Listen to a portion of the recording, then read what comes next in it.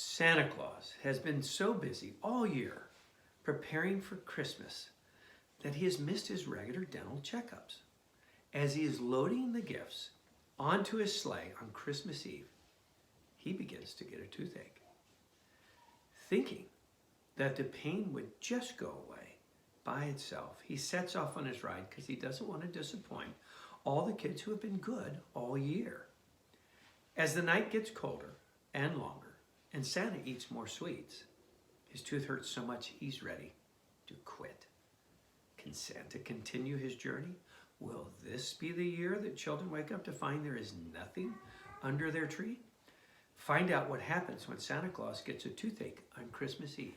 On the night before Christmas, I began my routine of brushing and flossing for oral hygiene.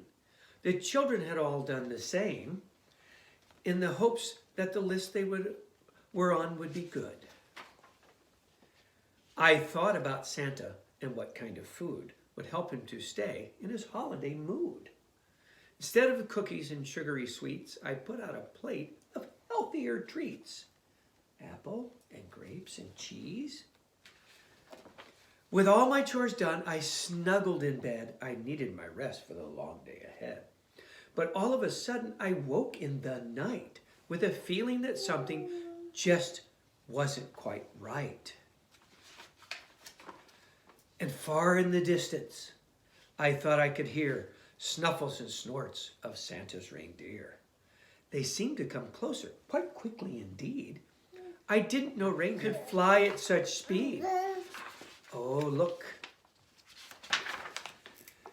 Then, all of a sudden, I heard a loud groan, some stomping of feet, and a long, dreadful moan. I sprang from my bed, and to tell you the truth, it sounded like Santa had a pain in his tooth. Out my window, I peered at the man dressed in red. He was holding his jaw and shaking his head. He seemed to be going a mite bit insane, since his toothache was causing him horrible pain. I leaned out the window and said to him, "Claus, I'm a dentist. I'm sure I can find out the cause. Either come down the chimney or through the front door. On a night such as this, there's no need to be sore." He came in from the cold and was happy to sit.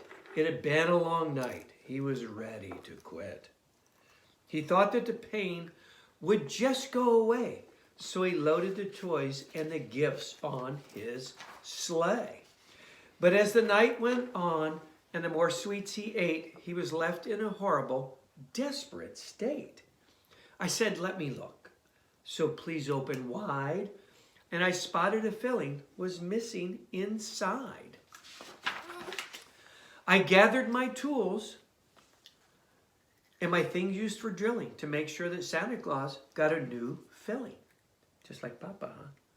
I first made him numb, which made him feel great. And he dozed in my chair since it was getting late. Oh, I gave him a brush and some toothpaste and floss. And I said, make sure he used them, of course. I urged him to take better care of himself and for follow-up treatment to see Dr. Elf. As he gave me a hug and we said our goodbyes, I saw that the twinkle was back in his eyes. And now, since his tooth was once again whole, delivering joy was his only goal. So he rose up the chimney back into the cold. His magic was clearly a sight to behold. I'll always recall as he summoned his way, he summoned his reindeer and got in his sleigh.